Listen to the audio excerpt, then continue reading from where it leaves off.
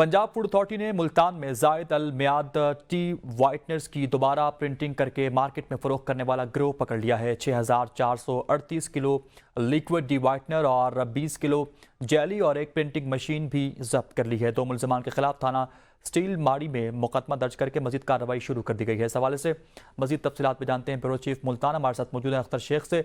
अख्तर शेख, आगाह कीजिएगा इस कार्रवाई से मुतालिक मजीद।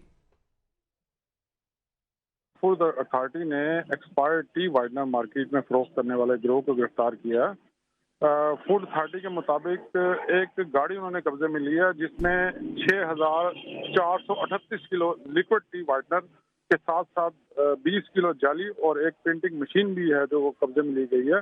इस गिरोह के हवाले से बताया गया है कि इसमें 2 अफराद मौके पर गिरफ्तार हुए हैं, बाकी जो लोग हैं उसकी गिरफ्तारी के लिए कोशिश कर रहे हैं। एक अहम बात जो तफ्तीश में सामने आई है वो ये है कि ये गिरोह मारूफ जो ब्रांड के टी वाइटनर है और उनको उनके डब्बों पर जो है ना एक मशीन के जरिए उस पर एक्सपायरी डेट डील करता था और इसको मार्केट में फरोख्त करता था। जी, ब्यूरो चीफ मुल्तान अख्तर शेख हमें आगाह कर रहे थे, बहुत शुक्रिया।